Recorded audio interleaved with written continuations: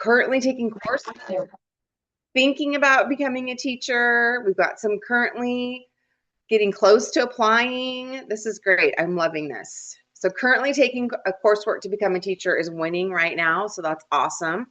If you feel like putting in the chat where you're going to school, I would love it. I know some of you have already done that, but if you haven't already, let us know where you're taking your courses. Where are you doing the education? And we know sometimes I took my courses at like 3 different colleges at one time. So if that's the case, put that in the chat. That's not unusual. That is actually very normal. So this is Bronwyn, there's one comment that actually relates directly to that. I'm part of the LACCD community, enrolled at Harbor and at Southwest. So perfect. having that double identity of saying, in addition to what else they're doing with children, you know what I mean? But yeah, love it. Exactly. I know I wanted to have an infant toddler specialization on top of what I was doing in ECE, and I could never get infant toddler classes when I was doing my coursework. So I had to do my infant toddler in an entirely different college. So it happens. We have to do that. We do what works best for our current situation, our families, where we're at financially. There's all sorts of factors there. So I appreciate you taking the time to answer this. And I'll leave this up going in the background. So if you have time to take some time to answer this, we would really appreciate it. But it looks like a good amount of you are thinking about becoming a teacher. Right on. Come join us. We're excited about that. We want you to think about becoming a teacher. We need some good educators out there in this world. So, and it looks like we have a room full of them today. So let me go ahead and go back to our presentation.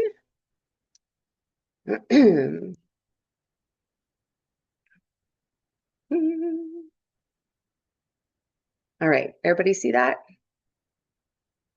Renee's on it? Okay, good. All right, so now don't hit enter quite yet, but we want to know what is one thing you want to know about becoming a teacher. Think about it, start to type it in the chat, and don't hit enter until I say go. So just think about what is that one thing that you want to know about becoming a PK-3 teacher. So you're in here because you're interested about that PK-3 ECE specialist instruction credential. What is that one thing you're just burning to learn about today that you haven't learned yet or that you want to know? So think about it, get it ready to type. 3, 2, 1. Put it in the chat. Let's see what questions we can answer for you today. What is that one thing you want to know about becoming a PK-3 teacher?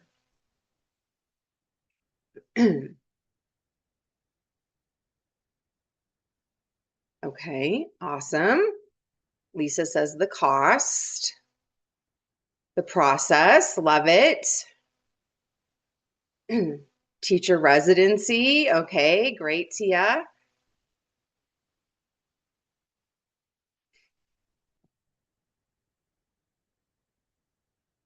Do I need to earn a multiple subject credential before getting a PK-3 credential? That is a fantastic question. I'm loving these questions. All right, this is awesome.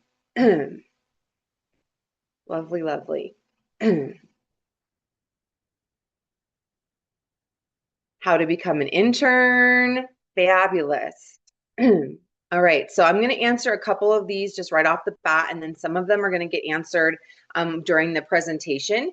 So the cost, Lisa, is going to vary program by program, and we'll go over which programs in California are right now offering a PK-3 credential. We have 17, and we'll go over those a little bit later in the presentation. The process, Cherie, we're going to do that too. We're going to go over what the process is from start to finish of getting a PK-3 credential, so hang tight.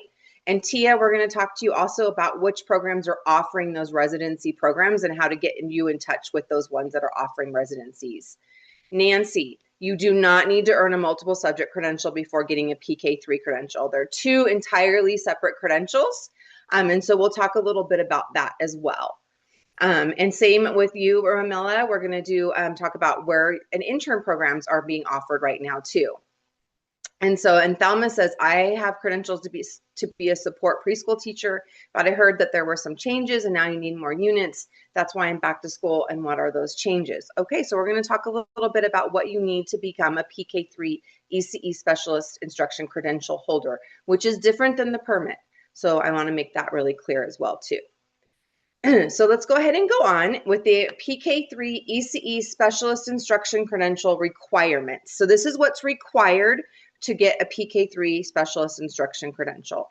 So first and foremost, a bachelor's degree or higher. All credentials in the state of California require a bachelor's degree or higher. It doesn't matter what credential it is to teach in a public school in the state of California, you must have a bachelor's degree or higher. So that's the first thing. The second thing is to meet subject matter requirements. And we're going to go over what subject matter requirement means on the next slide. And then the third thing is the completion of a PK-3 ECE specialist instruction credential program.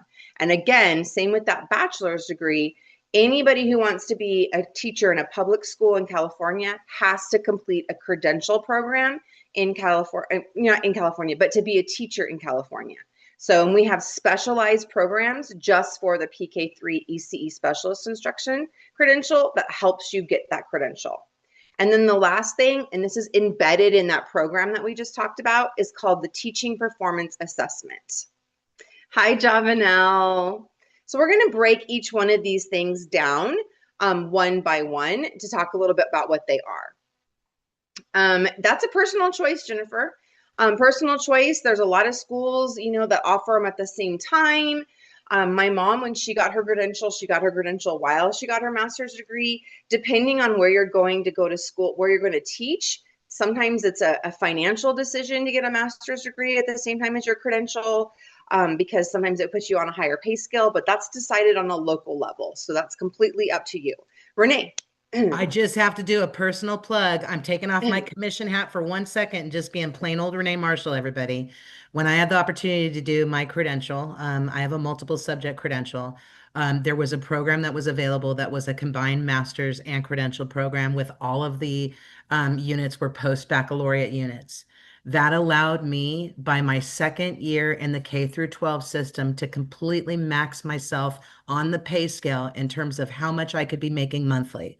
So Jennifer, I'm just going to quantify what my experience was. And this was a while ago. It might even be more now.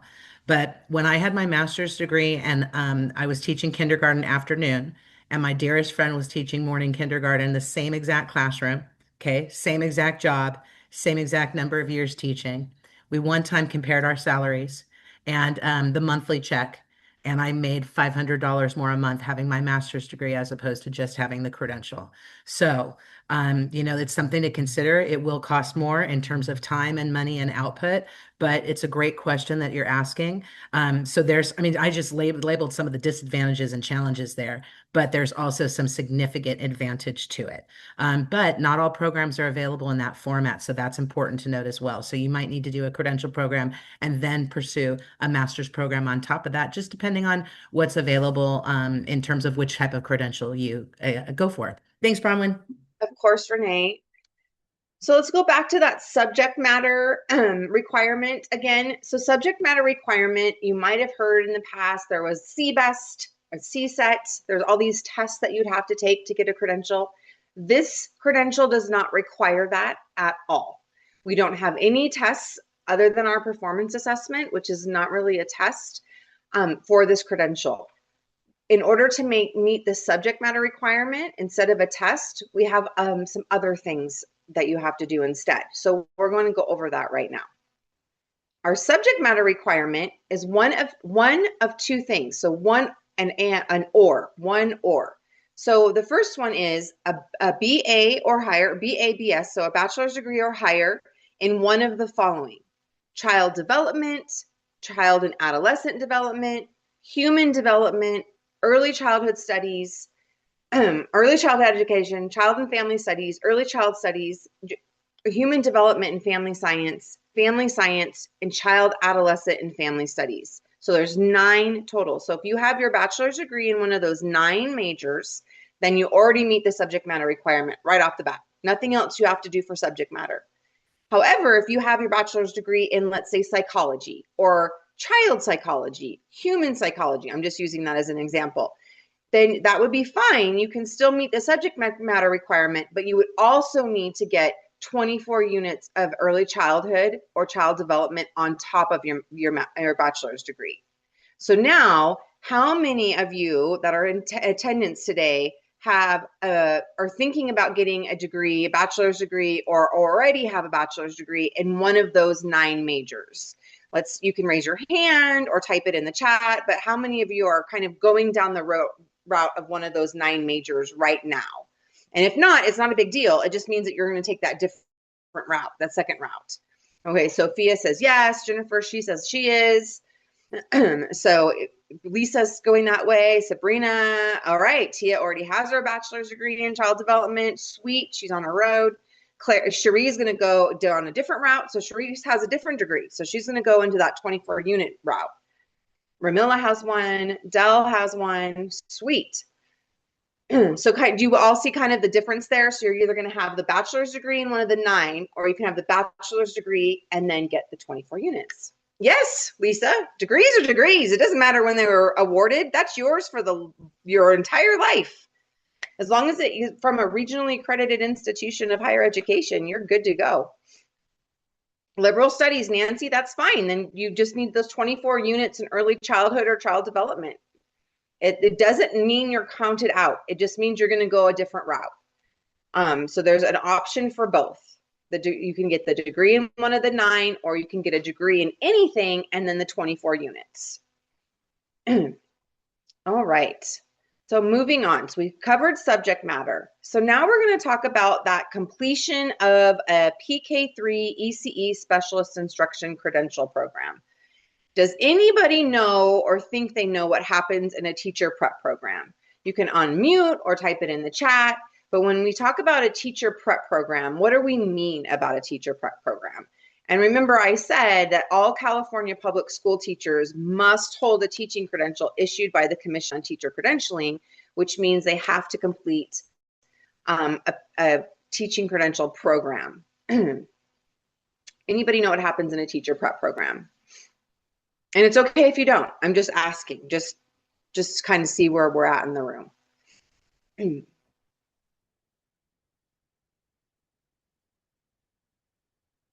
And I'm going to tell you, so don't feel like you have to know. Take the courses necessary or and the internship or direct teaching experience to prepare you for whichever teaching pathway that you're going into. Excellent, Tia. That's great. You're right on the right track. That's exactly right. Thank you. Yes, Lupe, teaching training hours are required. Gain hands-on experience. Jennifer, correct. These are all great answers. Some of you are just ready. You're ready to go down that route.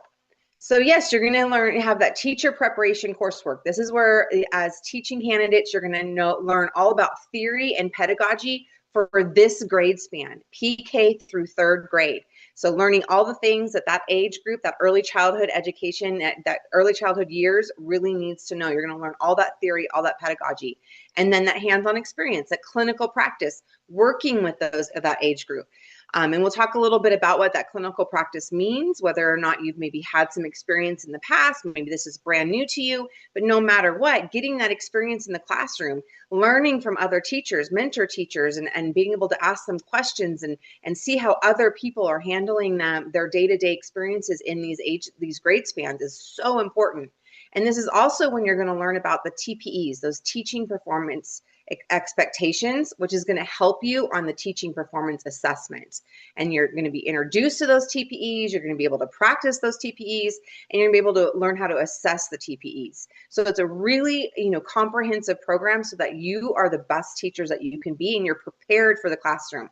Nobody here at the commission, especially, and we put these guidelines together, we don't want any teacher going into a classroom feeling that they haven't been prepared enough. So we make sure that when we're evaluating programs to offer these preparation coursework, that they are making sure that you are prepared to go in the classroom.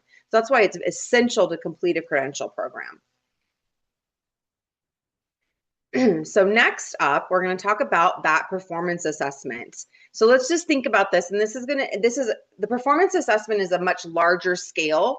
But if you're teaching a TK class and one child is completely disengaged, what is your move? Drop one idea in the chat.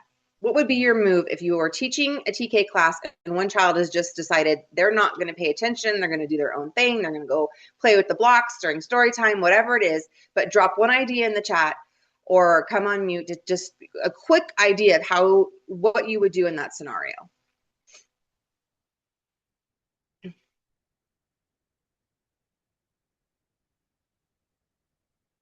Find something of his interest. Excellent, Sophia.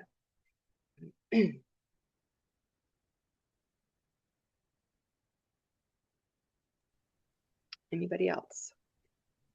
Bronwyn, I'm a big believer in distraction with children of all ages. Distraction as a strategy can often be incredibly effective. Yes. That's great, Renee. I always like to give all of my little ones just some, a job. They could be my helper for the day. They could put the crayons away, anything to keep them involved in the class somehow. But this is what, and on a bigger scale, what the TPA helps you as future teachers and teacher candidates learn. So yes, like Jennifer saying, offer them a different activity that interests them, or see if they need a short break. So the PK-3 TPA is a performance assessment that shows you how to plan developmentally appropriate lessons and how to teach those young children effectively. And then you get time to plan, assess, and practice lessons with children in actual PK-3 classrooms. These are great ideas. I love what's coming through the chat here. And so there's two different ones that you do, two different TPAs. There's the PK-3 Cal TPA Cycle 1, and that's done in PK through third placement. So anywhere between PK, TK, K, first, second, third grade. And then there's a Cycle 2 that has to be done TK through third grade. So you're really getting hands-on exposure with all of the different age levels and all the different grade bands. And during this whole time that you're in your credential program, you're going to learn all about what we just talked about how to engage students, how to teach appropriate lessons, how to reflect on your lessons and assess your teaching and assess how the students are learning. It's a huge process that really makes you wonderful, outstanding teachers. So I know people, I have friends that were teachers and they're like, oh, the TPA, it's nothing to be scared of. It really helps you evolve and develop into be better teachers in the classroom. So it's a big part of the teaching credential program. And it's something that will help really develop you as becoming teachers. So where do you think you would feel most comfortable? So when you're thinking of getting this PK-3 credential, where are you thinking we're going to feel most comfortable? PK through TK, PK or TK, a grade band of K through third, so K, first, second, third, or are you unsure? Like you're just not sure any of those grades.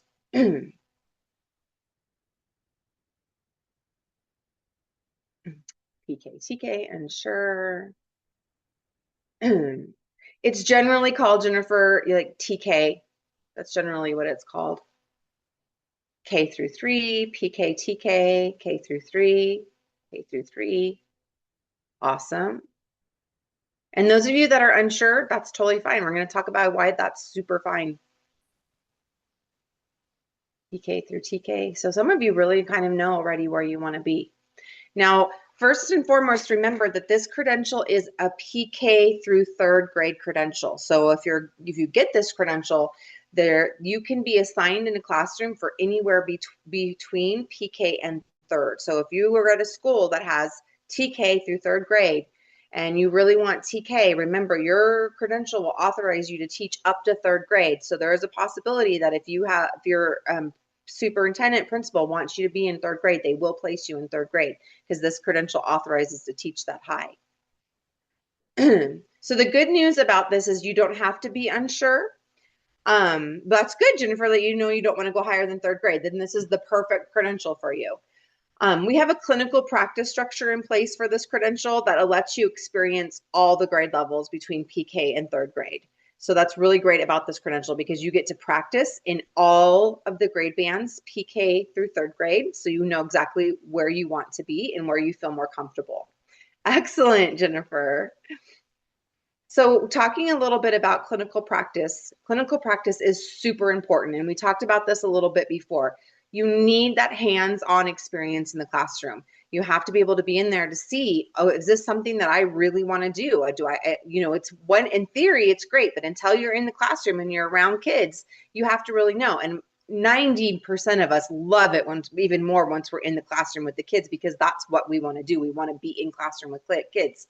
but this is a good chance for us to experience that all those grade levels. So 600 hours of clinical practice is the minimum that the CTC has said that programs must require for anybody seeking this credential. So at least 600 hours.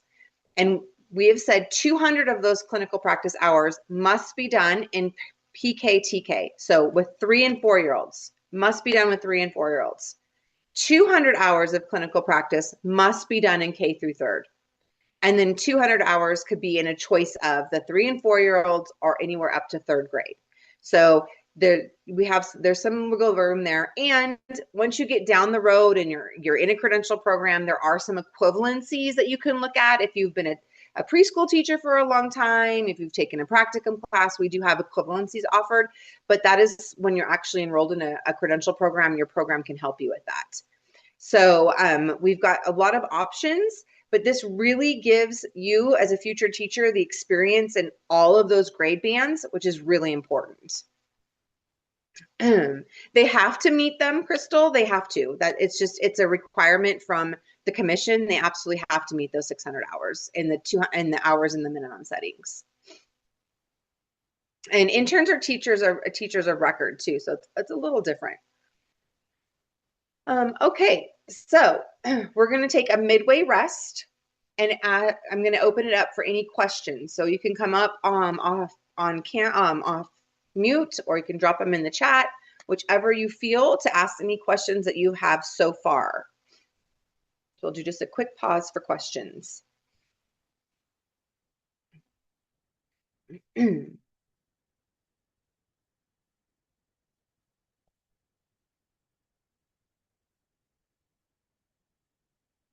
Any questions so far?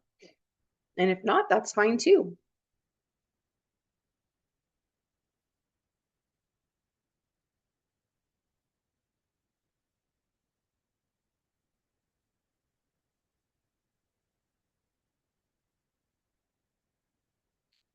All right, we'll go ahead and go on to who's offering programs right now. So right now we have 17 approved PK-3 programs in California. We have 8 CSUs, 4 privates, and 4 County Office of Educations. And we have the first UC program that was approved this past March. Out of these 17, 2 programs are online, 7 are based in Southern California, 3 in Central California, and 5 in Northern California. The credential program lengths vary. The average is about 18 months, but they can go from anywhere from 1 year to 2 years as well. So it just depends on the program that you're looking at and the program that you decide to go with. So as of right now, there's only 17 available in California, but we are getting more and more approved every other month. So we should be seeing more come about as months go on. And so the ones that are approved right now are San Jose State University. And San Jose State University offers a traditional student teaching pathway, a residency pathway, and an intern pathway. Fresno State University offers traditional student teaching and residency. Cal State University Dominguez Hills offers traditional student teaching and intern. Cal State University Long Beach offers a traditional student teaching pathway as well as a bilateral authorization. Cal State University Stanislaus, traditional student teaching and intern. Sonoma State University offers a traditional student teaching pathway. UC Merced, traditional student teaching. San Francisco State University, traditional student teaching. They have an integrated pathway, which means you get your bachelor's degree and your credential at the same time, and an intern pathway. Sacramento State University has a traditional pathway. Riverside County Office of Ed, San Diego County Office of Ed, Placer County Office of Ed, and Los Angeles County Office of Ed all offer intern pathways. Biola University is a traditional pathway, and they also have that integrated pathway. And Vanguard traditional and as well as an integrated pathway. Azusa Pacific has an integrated pathway only, so that's where you get your bachelor's degree and your credential at the same time. And Mount St. Mary's also has that integrated pathway. So those are our 17 programs right now. You can find these programs on our website. When you go to our website, there's a drop-down link, and you can choose PK-3 teaching, And all of the approved programs will come up. And when you come over and you click on their names, all their contact information and what type of program they offer will come up as well, and where they're located. So it's a very easy to use website, and I suggest you go and look at that if you choose to, because you will find out all the information about the different programs offered. Yes, it's really great. And we uploaded our slideshow into the Teach for LA Google Drive, and this is an interactive link. So if you want to download the presentation, you'll be able to click on that link and it'll take you right to that, the website. Any questions about any of these programs or any of that so far?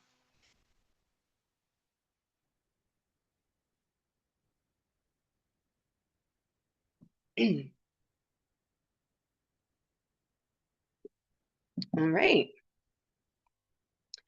So take a minute right now to kind of write to your paper, or if you want to share in the chat where you're at right now and what you think your next step is going to be.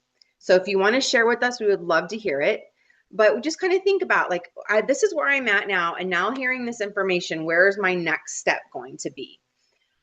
Because that will help you sometimes to just write it down. And also it's helpful to share to see if anybody else is in that same process as you.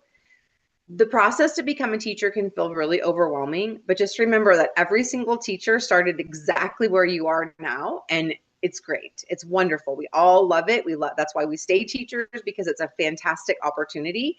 So even if it feels overwhelming, it gets easier, I promise. Renee, did you want to say something? Bronwyn, I'm not sure if it was just me, but I think something just happened with your sound. So Oh, no. Was that just me, you guys, or did everybody else hear it? Like it was like what you were saying was dragging. It was really hard. My internet, or if it was everybody. So, anyways, I'm sorry about that. It might No, be that's good okay. just to No, repeat it's it fine. just Okay, in everybody case. says it was fine. Sorry So about You sound fine now, though. It just okay, was awesome. draggy for a minute. Yeah, Okay. totally. So You know Ramilla, what? It must have been me. Sorry about that, everybody. no, it's fine. It's totally Okay, fine. good deal. Sorry. No, you're fine. So I'm going to answer a couple of these questions, but I would, everybody, if you could just do the where I am right now and what's my next step. Where am I, and what do I think my next step is going to be on my journey? And if you want to share with us, would be great. Oh, Sabrina says her sound's not working. So Ramella, these programs only offered through the county offices, or can I directly apply? So if you want to go to one of the county offices and talk to them, if you're close to one of those county offices, and talk to them about going through their PK-3 credential program, I am sure one of them would be happy to just talk to you. We have those 4 that are approved. And then all the other colleges are also approved that I went over to offer a PK-3 credential program. And that's if you have your bachelor's degree. So Sherry says she's currently a substitute associate teacher and a TA and working with children 0 to 5 years old, and she's ready to apply. She's ready to apply. That's awesome. Great. Does anybody else want to share? No problem, Ramilla. We like to hear where you're at. It gives us hope.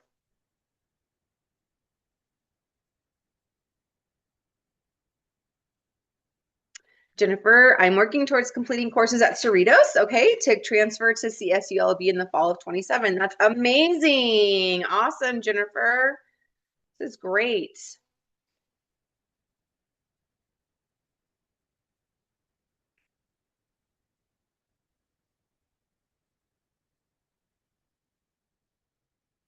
And feel free if anybody wants to come off mute. All right, Tia, currently working towards applying for your credential in SPED. Love it. That's awesome. And that's something else we didn't talk about is if you happen to get that one of those degrees in the 9 majors, or you have a degree plus a 24 units, and you decide to go for a multiple subject credential, that's awesome. But if you have those items, you can also then get a PK-3 specialist construction credential on top of your multiple subject credential. So there are lots of opportunities to get this credential. 2 semesters left at Dominguez Hills. Amazing, Elena. Okay, next step would meet with someone there to talk about the credential process. Excellent. You have good people there. You have really good people there, Yelena. No Okay, Nancy, do I have to have all 24 development units before applying, or can I take that while working on the PK-3 credential? So you do need to meet that subject matter requirement before applying for the credential program. So you would need to meet that subject matter requirement. You would work with that with your credential program. So if you, let's say you wanted, I'm just going to use Yelena for example, because she's at Dominguez Hills. So let's say you applied at Dominguez Hills, Nancy, and I'm just using that as an example. I have no idea where you're at, and you wanted to go to school there. They would help you with that process. They would help you get those 24 units and work with that process for you to get the credential. So yes, you'd be taking those while you were working on the credential, but before applying for the credential, you would have to complete that. And let me know if you need more clarification on that. Lisa has her bachelor's in child and adolescent studies, been teaching PK for 11 years. Awesome. Trying to decide if I want to get my PK-3 credential. Of course you do. This isn't a decision, Lisa. Of course you do. Ramilla's looking for online programs. Okay, I know for a fact, Ramilla, Biola and Vanguard are both online. Jennifer, I was in my 40s when I got my first bachelor's degree, so don't give up, friend. Do not give up. Better late than never is up. Yeah, for sure. Also, having children and assisting our Mhm. elderly parents, especially in their final days, like you've done some really hard jobs. Yeah. You know what I mean? Sometimes we like say to ourselves, well, I had to do this. And so, but it's like Jennifer, you're in a good space. You've done some wonderful things taking care of your children as they've been growing, because that'll help you as an educator.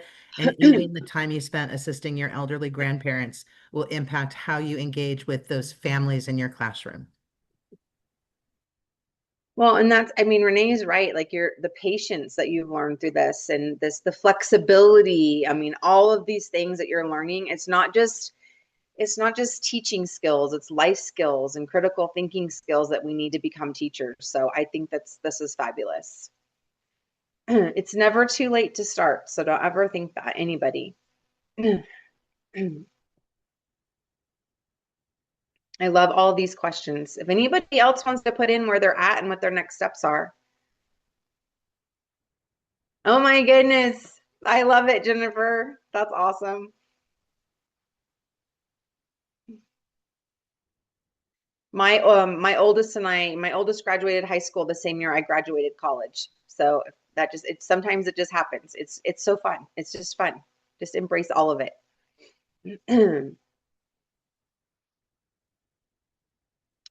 All right, we have a few more minutes, and I really, really want this to be a space where you all can ask questions and we can answer, and we want to make sure that there's no questions that's too small. Please just feel free to ask it.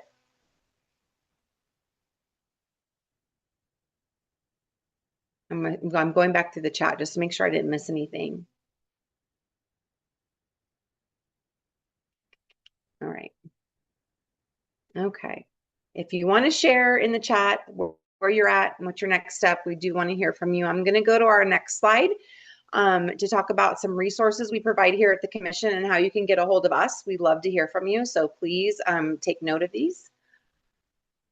Oh, that's a huge factor, Lisa. It's a really huge factor. And if on the next page, we're going to share some of our website information, and always check it out because we do have some grant programs that might be worth looking at for you. So always look at that because that is a really big factor. I totally agree. Can I throw something out too, Bronwyn? I just want to share with everybody, like if you are shopping programs and if you have flexibility in terms of where you could attend a PK-3 program, you want to ask each program what resources they have. There's at least one, if not two groups that had one of the donations that came from Mackenzie Scott. It was like $30 million. I think two of the campuses had something that was like a major donation that's supporting some of the students in some of the credential programs, or at least a piece of it. So by all means, if you're flexible with, where you can go, start researching each program and be willing to call them and ask and say, what type of financial resources do you have for somebody who's pursuing a PK-3 credential program? I'm so grateful that we're in a time like this now, Bronwyn. I know I've shared this many times, but some of you are new to me today. I took out over $100,000 of loans. I came out from a single parent household and just did whatever I could. And I don't think it's right that people are paying off loans for 25, 30 years of their lives. You know, the amount of interest that you end up paying is just substantial. So if schools have resources available, and if you need resources, do not be afraid to ask. This is a good time because some groups have special resources, and why not tap into it if you can? Thanks, Bronwyn.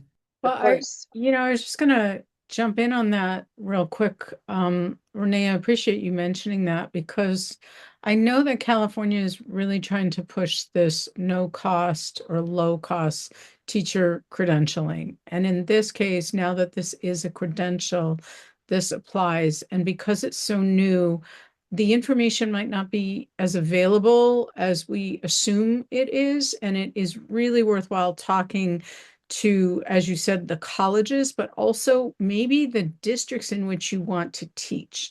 The districts may also be providing some incentives that we may not be aware of right now. And it is really worthwhile to bring that comment forward if this is something that you want to do, because California is committed to this. So I just not sure. We've got our finger on the pulse, and we don't always hear about it right away because this is so new. So Right. appreciate all the input on that, Renee, and I appreciate you saying, bring it forward, highlight that this is something you want to do, and hopefully there'll be ways forward for you to do it.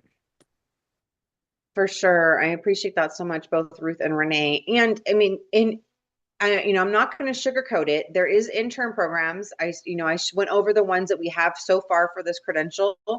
Intern programs are great. That's where you're getting paid a full-time teacher salary. You're getting benefits. You're getting all of those things. You're the teacher of record. I mean, you're the teacher. It's hard work, friends. It is really hard work because you are the teacher and you're also doing your coursework to clear your credential at the same time. But if you're up for it, then it might be the way for you to go. So just, explore all the different programs that are out there, and only you know what is best for you and personally, your family, your situation. But that is one way too, if you can look at an intern program, and if you think you can do an intern program, but it's hard. I don't ever want anybody to think that it's not hard and it's like, I get a teacher salary. You still have to do your schoolwork too. And so it is, you're double dutying it, but that is one way to financially to make it work. And both Renee and Ruth are right. Talk to the districts that you're thinking about working with. Talk to the schools, the counselors at the schools, and say, I really want to do this. What options are there? There's so many different financial aid opportunities out there that we don't even know about because they just don't advertise them. And I don't know why, but just, advocate for your own education because it's your education. And if you're going to pay for it, you need to advocate for it. Oh, thank you for sharing that, Ruth. It is hard, but it can be done. Yep. And it's only 2 years. Yes. All right. So some resources, and then I'm going to stop sharing the screen and I'll spend a little bit of time with anybody who needs time with us. We have an early childhood education page on our website that has all things early childhood. It's a wonderful resource. And then we also have a page completely dedicated to this credential. You can find webinars there, frequently asked questions, the handbook, all sorts of lovely things. We also have a newsletter that goes out once a month. Subscribe to that. You'll be kept in the loop. Anytime we hear of anything that we think that the ECE world should know about, we're going to tell you in that newsletter. We love to hear from people. We love to answer questions and help you out the best we can. And our email is on here as well.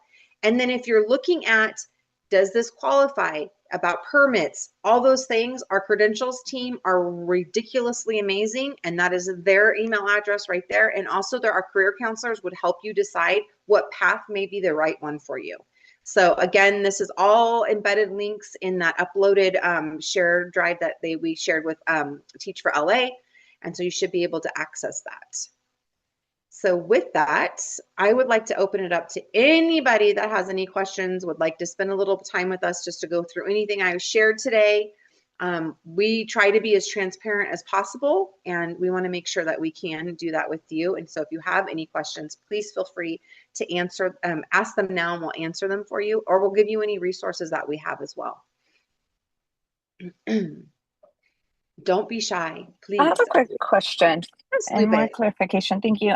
For the teacher prep programs, or student teaching hours, I don't know what they call it, the K through 12 or TK through 12 now. Those are still unpaid, right? Yes, the clinical practice hours are still unpaid, but Okay. if you go to our webpage, there's something new that's coming out this summer, and it varies district by district, so you would have to see, but we have a new student teacher stipend program, and Okay, under good. our grants page, you could look into that. Perfect. Thank you so much. Of course. Anybody else? We're here to help you understand the credential more. And if you think of a question after we're done today, please just shoot us an email. We're happy to answer afterwards.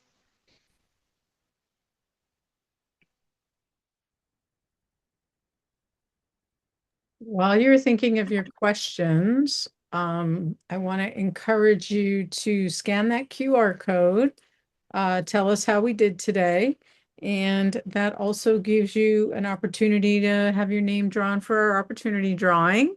And I will put the link in the chat in just a moment, but if you want to scan it or take a picture of it, you can still do it today. And I also want to give a plug for tomorrow, starting, I believe our first one starts at 10. It's a little later tomorrow.